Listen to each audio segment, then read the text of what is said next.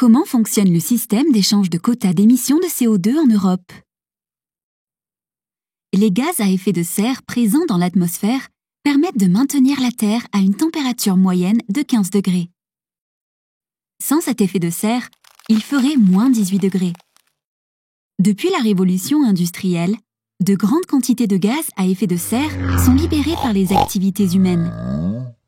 Leur concentration croissante dans l'atmosphère conduit au réchauffement de la planète, ce qui dérègle notre climat. Dès 2005, pour limiter les émissions de gaz à effet de serre, l'Union européenne a décidé d'instaurer le premier marché de quotas carbone. C'est aujourd'hui le plus grand système d'échange au monde. Comment fonctionne le marché de quotas d'émissions de carbone en Europe? D'abord, la Commission européenne définit un plafond d'émissions pour une certaine durée. Ensuite, ce plafond est partagé entre les différents acteurs du marché sous forme de quotas échangeables. Un quota correspond pour une installation industrielle à l'autorisation d'émettre une tonne équivalente de CO2. À la fin de chaque période, les installations doivent justifier d'un équilibre entre les quotas qu'elles possèdent et les émissions dont elles sont responsables. Ensuite, elles auront 4 mois pour restituer à l'autorité publique les quotas correspondants. Prenons l'exemple de 2 entreprises qui disposent de 100 quotas chacune, ce qui correspond à un volume d'émission de 100 tonnes d'équivalent CO2. Si au terme de l'année écoulée, l'entreprise A émet 120 tonnes d'équivalent CO2, alors elle aura 4 mois pour acheter sur le marché à d'autres entreprises les 20 tonnes d'équivalent CO2 de dépassement ou elle pourra acheter des crédits de compensation.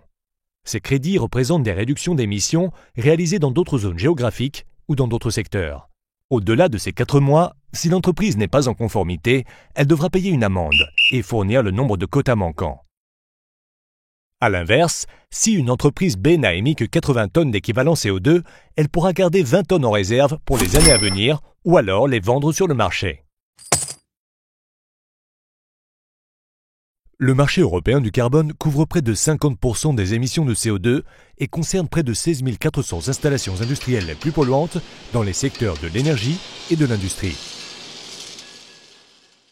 D'ici à 2020, l'objectif est de réduire les émissions de gaz à effet de serre de 21% par rapport à 2005, puis de 43% en 2030.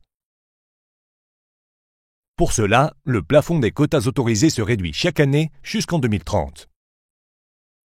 Comment le prix du carbone influence-t-il la stratégie des entreprises? Le prix du carbone doit inciter les entreprises à s'engager dans des actions de réduction de leurs émissions d'équivalent CO2. L'entreprise se demande quelle option est la plus rentable à long terme. Compenser ses émissions en achetant des quotas ou investir dès à présent dans des technologies sobres en carbone.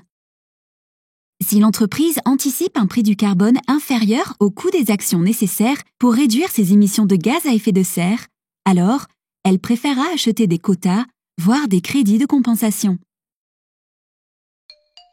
Dans le cas inverse, elle préférera investir tout de suite pour améliorer son efficacité énergétique ou utiliser des énergies renouvelables, voire les deux.